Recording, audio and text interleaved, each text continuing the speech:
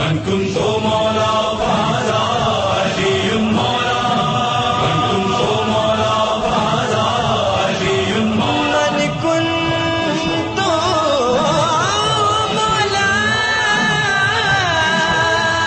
فهذا علي مولا. اعوذ باللہ من الشیطان الرجیم. بسم اللہ الرحمن الرحیم.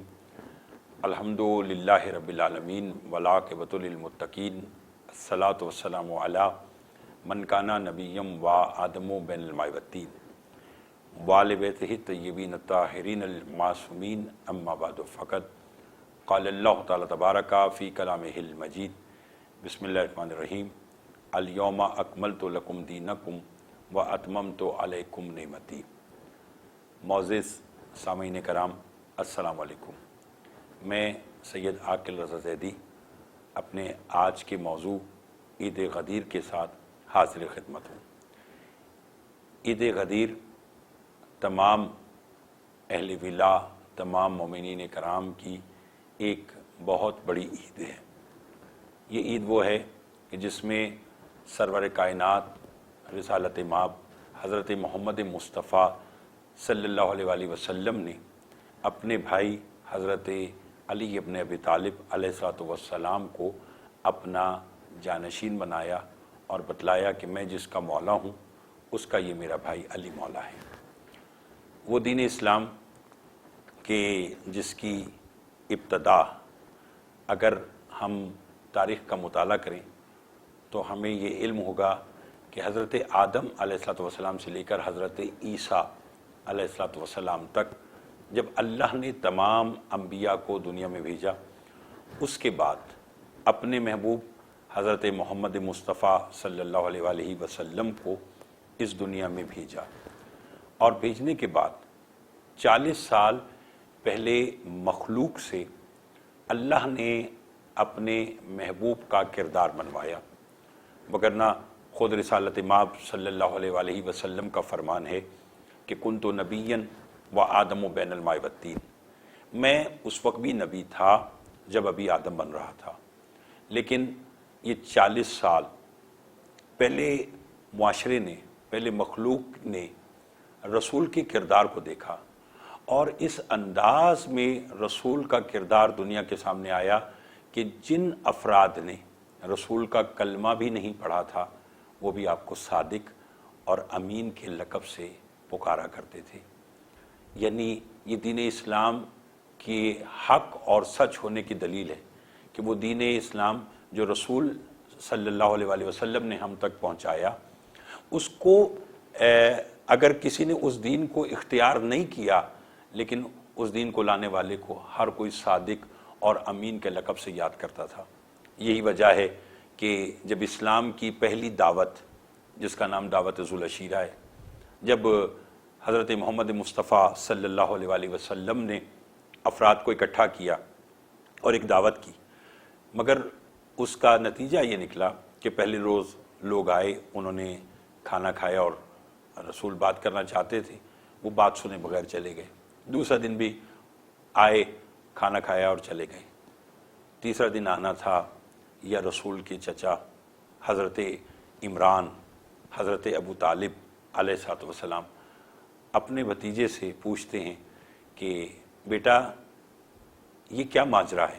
ان کا چچا میں تو انہیں دین اسلام کی دعوت دینا چاہتا ہوں، مگر یہ آتے ہیں، کھانا کھاتے ہیں اور چلے جاتے ہیں. آپ نے فرمایا فکر نہیں کرو، اب آج جب یہ آئیں گے ان میں سے ہر وہ شخص جو یہاں دعوت پر آئے گا، کھانا کھائے گا، وہ اس وقت تک یہاں سے نہیں جائے گا جب تک وہ آپ سے پیغام حق نہیں سن لے گا. اور پھر دنیا نے دیکھا کہ حضرت ابو طالب علیہ السلام اپنی جگہ سے کھڑے ہو جاتے ہیں اور فرماتے ہیں کہ جتنے لوگ ہیں سب بیٹھ جاؤ، اور آج سنو کہ میرا بھتیجا محمد مصطفیٰ صلی اللہ علیہ وآلہ وسلم تمہیں دین حق کی دعوت دینا چاہتا ہے. یہ کہہ کر رسالت مآب صلی اللہ علیہ وآلہ وسلم کھڑے ہوئے کہ اللہ ایک ہے اور میں اس کا بھیجا ہوا آخری نبی ہوں.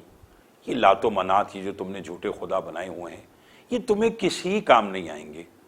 تمہیں میں یوں سمجھو کہ دین حق کی دعوت دے کر تمہیں میں جہنم کی آگ سے بچانا چاہتا ہوں۔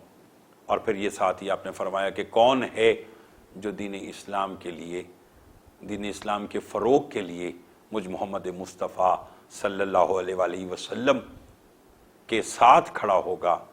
تو پھر دنیا نے دیکھا کہ اسی دعوت ذوالعشیرہ میں حضرت ابو طالب علیہ السلام کے فرزند حضرت امیر المومنین علی ابن ابی طالب علیہ السلام کھڑے ہو گئے اور فرماتے ہیں لبیک یا رسول اللہ، سرکار میں آپ کے ساتھ دین اسلام میں آپ کے ساتھ ساتھ رہوں گا۔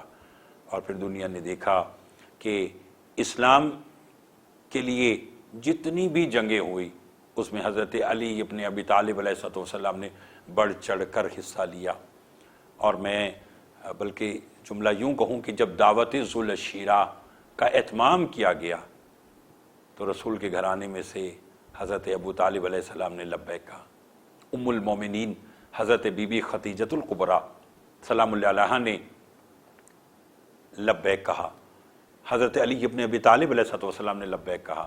اور پھر اس کے بعد یہ سلسلہ چلتا رہا، مختلف جنگیں ہوئیں جس میں جنگ بدر ہے، جنگ احد ہے، جنگ خندق ہے، جنگ خیبر ہے۔ اور پھر ایک وقت وہ آیا کہ رسول جب 23 سال دین اسلام پہنچا چکے، 13 سال مکہ میں اور 10 سال مدینہ میں، تو پہلا اور آخری حج رسالت مآب صلی اللہ علیہ وآلہ وسلم نے ادا کیا۔ اور وہ حج ادا کرنے کے بعد آپ اپنے اصحاب کرام کے ساتھ واپس تشریف لا رہے تھے، یا راستے میں ایک مقام آتا ہے جسے مقام غدیر خم کہا جاتا ہے۔ یہ وہ مقام ہے کہ جس میں ولایت علی علیہ السلام کا اعلان ہوا۔ کب ہوا؟ کہ جب پیغام لے کر آیا جبرائیل کہ یا ایھا الرسول بلغ ما انزل الیک من ربک، اے میرے رسول پہنچا دے اس پیغام کو جو تیرے پروردگار نے تجھ پر نازل کیا۔ اور جب یہ آیت مبارکہ آئی تو رسول نے جبرائیل سے کہا کیا کرنا ہے؟ کہا اللہ کہہ رہا ہے کہ ممبر بنائیے۔ فرمایا صحرا ہے، خدا سے پوچھو کہ ممبر کس شے کا بنانا ہے۔ تو جبرائیل، اور پھر دیکھیں کہ یہ رسول وہ ہے کہ ما ینطق عن الہویٰ، جو نطق بھی نہیں کرتا جب تک وحی نہ ہو جائے۔ وحی نازل ہوئی کہ اونٹوں کی پلانوں کا ممبر بنایا جائے۔ جب اونٹوں کی پلانوں کا ممبر بن گیا تو رسالت مآب صلی اللہ علیہ وآلہ وسلم اس ممبر پر تشریف لاتے ہیں اور تمام افراد پر نگاہ ڈالنے کے بعد فرماتے ہیں میرے بھائی علی ابن ابی طالب میرے پاس آئیے۔ حضرت علی علیہ السلام آ جاتے ہیں۔ اب رسول نے اپنے بھائی کا ہاتھ تھاما، اور میں اپنے محترم سامعین کو یہاں ایک بات بتلانا چاہتا ہوں کہ رسالت مآب صلی اللہ علیہ وآلہ وسلم نے فوراً ہی نہیں اعلان ولایت علی کر دیا، بلکہ کچھ سوالات کیے، ان کے جوابات لیے، پھر اعلان ولایت علی کیا۔ کیا فرمایا رسول نے؟ رسول فرماتا ہے ایھا الناس تریدون ان اریکم الایمان، کیا تم یہ چاہتے ہو کہ میں تمہیں ایمان دکھاؤں؟ سب نے کہا بلا، بے شک دکھائیے۔ پھر آپ نے فرمایا تریدون ان اریکم الصراط المستقیم، کیا تم چاہتے ہو کہ میں تمہیں صراط مستقیم دکھاؤں؟ سب نے کہا بلا، دکھائیے۔ پھر فرمایا تریدون ان اریکم الحق، کیا تم چاہتے ہو کہ میں تمہیں حق دکھاؤں؟ سب نے کہا سرکار دکھائیے۔ پھر آپ نے اپنے بھائی حضرت علی ابن ابی طالب علیہ السلام کا بازو تھام کر فرمایا من کنت مولا ہو فہذا علی مولا، کہ میں جس کا مولا ہوں اس کا یہ میرا بھائی علی مولا ہے۔ سبحان اللہ۔ یعنی آپ دیکھیے کہ اتنے افراد کی موجودگی میں مقام غدیر خم میں ولایت علی علیہ السلام کا اعلان ہوا۔ کرنے والی عام ذات نہیں ہے اعلان کرنے والی وہ ذات ہے کہ جس نے نطق بھی بغیر وحی کے نہیں کیا۔ اعلان کرانے والا خود اللہ ہے، اور جس کا لیے اعلان ہو رہا ہے وہ میرے اور آپ کے مولا امام علی ابن ابی طالب علیہ السلام ہے، کہ سرکار فرماتے کہ جس کا میں مولا ہوں اس کا یہ میرا بھائی علی مولا ہے۔ پھر دنیا نے وہاں پر مبارکباد دینا شروع کی۔ فقط وہاں کے افراد نے مبارک نہیں دی، بلکہ اگر میں چونکہ عید کا دن ہے، عید غدیر ہے، آپ عید غدیر منا رہے ہیں، آپ سب کو ڈھیر مبارک ہو ولایت امیر المومنین علی ابن ابی طالب، آپ وہ عید منا رہے ہیں، تو میں یہاں پر جملہ کہوں گا کہ یقیناً وہاں کائنات کے ذرے ذرے نے بخن بخن یا علی کہہ کر مبارک دی کہ یا علی مبارک ہو، یا رسول اللہ آپ کو مبارک ہو، آج آپ نے میدان غدیر خم میں ہمیں اپنے بھائی علی ابن ابی طالب کی ولایت ہم تک پہنچائی۔ اور پھر کائنات کے ذرے ذرے نے جب مبارکباد دی اور ولایت علی علیہ السلام کا اعلان ہو گیا، اس وقت جبرائیل یہ آیت لے کر آئے، الیوم اکملت لکم دینکم واتممت علیکم نعمتی۔ آج کے دن اللہ کہہ رہا ہے کہ آج کے دن میں نے تمہارے دین کو مکمل کر دیا، اللہ اکبر، واتممت علیکم نعمتی، اور اپنی نعمتوں کو تمام کر دیا۔ تو مجھے یہاں یہ جملہ کہنا چاہیے، بلکہ اس جملے کا حق ہے کہ ولایت علی علیہ السلام وہ نعمت عظمیٰ ہے کہ جس کے اعلان پر اللہ دین اسلام کو مکمل کرتا ہے اور اپنی نعمتوں کو تمام کرتا ہے۔ اور پھر اعلان غدیر خم کے بعد جب رسالت مآب صلی اللہ علیہ وسلم واپس تشریف لائے، اب آپ دیکھیے کہ ولایت علی علیہ السلام کا فائدہ کیا ہے، کہ رسالت مآب صلی اللہ علیہ وسلم فرماتے ہیں کہ اللہ جس سے محبت کرتا ہے اس کے دل میں میرے بھائی علی ابن ابی طالب کی محبت ڈال دیتا ہے۔ یعنی یہ کتنی بڑی نعمت ہے جس کے اوپر مجھے اور آپ کو اللہ کا شکر ادا کرنا چاہیے کہ اس نے ہمارے دل میں محبت رسول اور محبت آل رسول کو رکھا ہے۔ اور پھر دنیا نے دیکھا کہ ولایت علی علیہ السلام کی انکار کا نقصان کیا ہوا، کہ حارث بن نعمان فہری آ گیا، آ کر کہنے لگا اللہ کے نبی آپ نے کہا نماز پڑھو، ہم نے نماز پڑھی، آپ نے کہا روزہ رکھو، ہم نے روزہ رکھا، آپ ہمیں تمام دین کے مسائل بتلاتے رہے، ہم وہ کام کرتے رہے۔ یہ جو آپ نے میدان غدیر خم میں اپنے بھائی علی ابن ابی طالب کو اللہ کا ولی اور اپنا وصی بنایا اور مومنوں کا مولا بنایا، کیا یہ آپ نے خود بنایا یا اللہ کے حکم پر بنایا؟ تو میرے محترم سامعین، رسالت مآب صلی اللہ علیہ وسلم کا جواب سماعت فرمائیے۔ آپ فرماتے ہیں پہلے تم مجھے یہ بات بتلاؤ کہ کیا نماز میں نے تمہیں اپنی طرف سے پہنچائی؟ کہنے لگا نہیں، اللہ کا پیغام تھا۔ فرمایا کیا روزہ میں نے تمہیں اپنی طرف سے بیان کیا کہ تم روزہ رکھو؟ حکم کس کا تھا؟ کہیں جی اللہ کا حکم تھا۔ فرمایا میں تو احکام الہی تم تک پہنچا رہا ہوں۔ تو پھر یاد رکھو جس طرح نماز، روزہ، حج، زکوٰۃ میں نے تم تک اس کے کہنے پر پہنچائی ہے، تو یاد رکھو علی کی ولایت بھی میں نے اپنے خدا کے حکم پر تم تک پہنچائی ہے۔ کہنے لگا اچھا، اگر علی کو ولی اللہ نے بنایا ہے، جملہ سمجھیے اس کا، تو پھر کہنے لگا اللہ سے کہو کہ آسمان سے مجھ پر پتھر کا عذاب بھیجے۔ اللہ اکبر۔ اور یہ قرآن میں واضح آیت بھی ہے کہ سالہ سائلن بے عذاب واقع، کہ ایک سائل نے عذاب مانگا اور بعد میں وہ عذاب واقع ہو گیا۔ تو پھر وہ دنیا نے دیکھا کہ رسول نے آسمان کی طرف دیکھا، پروردگار یہ کیا کہہ رہا ہے؟ بس رسول کا آسمان کی طرف دیکھنا تھا، یا آسمان سے ایک پتھر آیا، وہ پتھر آ کر سیدھا حارث بن نعمان فہری کو لگا اور پھر اس کو سواری سمیت چیرتا ہوا وہ پتھر زمین پر آیا اور حارث بن نعمان فہری فی النار ہو گیا، جہنم میں چلا گیا۔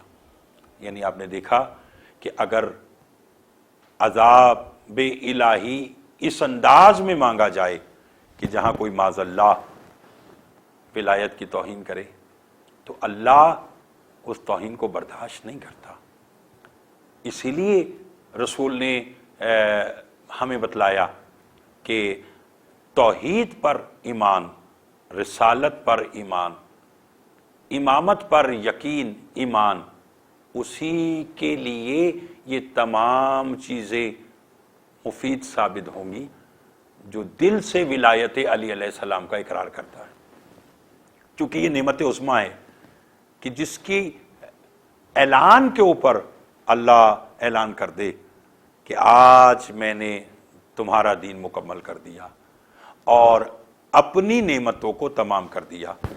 عزیزان محترم سامعین، یہی وجہ ہے کہ آپ دیکھیے اللہ نے نماز واجب کی ہے اور خود مختلف کتب میں ملتا ہے جو ہمارے علماء نے اہل بیت اعظام کی سوانح حیات میں لکھی، ان کتابوں میں یہ باتیں ملتی ہیں کہ جبرائیل نے رسول سے آ کر کہا کہ اللہ نے آپ کی امت پر نماز کو واجب کیا مگر رعایت رکھی ہے۔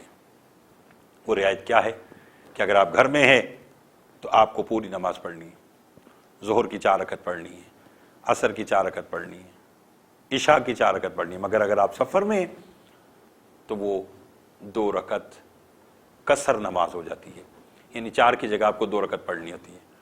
جبرائیل کہتا ہے اللہ کے نبی، اللہ نے اسی طرح آپ کی امت پر روزے کو واجب کیا مگر رعایت کے ساتھ، گھر میں ہے تو پورا، سفر میں تو قصر۔ جبرائیل کہتے ہیں کہ اللہ کے نبی اسی طرح اللہ نے آپ کی امت پر حج کو واجب کیا مگر رعایت رکھی ہے، امیر پر واجب ہے، غریب پر ساکت ہے۔ جبرائیل فرماتے ہیں اسی طرح آپ کی امت پر اللہ نے زکوٰۃ کو واجب کیا مگر رعایت رکھی۔ وہ رعایت کیا ہے کہ امیر زکوٰۃ دے گا، غریب زکوٰۃ لے گا۔ اب جملہ سماعت فرمائیے، جبرائیل فرماتے ہیں مگر اللہ کے نبی مبارک ہو، جس طرح نماز، روزہ، حج، زکوٰۃ اللہ نے واجب کی، اسی طرح آپ کی امت پر آپ کے بھائی علی ابن ابی طالب علیہ الصلوۃ والسلام کی ولایت کو واجب کیا مگر رعایت نہیں رکھی۔ اللہ اکبر، یعنی علی علیہ السلام کی ولایت واجب کر کے اللہ نے اس میں رعایت نہیں رکھی۔ اگر کوئی امیر ہے تو تب بھی علی کی ولایت واجب ہے، اگر کوئی غریب ہے تو تب بھی علی کی ولایت واجب ہے، اگر کوئی سفر میں ہے تب بھی علی کی ولایت واجب ہے، اور اگر کوئی گھر میں ہے تب بھی علی کی ولایت واجب ہے۔ اور یہاں تک واجب ہے کہ اگر بچہ جیسے اس دنیا میں آیا تو 1 منٹ کے پیدا ہونے والے بچے پر بھی علی ابن ابی طالب علیہ الصلوۃ والسلام کی ولایت واجب ہے۔ غور فرمایا آپ نے کہ یہ کتنی بڑی اور کتنی اہم نعمت عظمیٰ ہے۔ اور پھر آپ دیکھیے کہ اگر میدان غدیر خم میں رسول نے علی کی ولایت کا اقرار کیا اور اقرار ولایت علی کروایا اور لوگوں کو بتلایا کہ من کنت مولا ہو فہذا علی مولا، کہ میں جس کا مولا ہوں اس کا یہ میرا بھائی علی مولا ہے، تو پھر کیا دنیا نے دیکھا نہیں کہ اسی علی ابن ابی طالب اور پھر آگے ان کی اولاد نے، یعنی رسول اور رسول کی آل نے دین اسلام کی کس انداز میں خدمت کی کہ پھر اپنی جان تو دے دی مگر دین اسلام پر آنچ نہیں آنے دیا۔ میری دعا ہے کہ پروردگار عالم اس عید غدیر کے صدقے سے ہم سب کی جائز شرعی حاجات کو پورا فرمائے اور ہم سب کو ولایت علی علیہ الصلوۃ والسلام پر قائم و دائم رکھے، اور پروردگار عالم ہم سب کے دل میں رسول خدا صلی اللہ علیہ وآلہ وسلم اور ان کی آل اطہار کی محبت اور مودت کو قائم و دائم رکھے۔ وما علینا الا البلاغ المبین۔ السلام علیکم یا علی مدد۔ من كنت مولا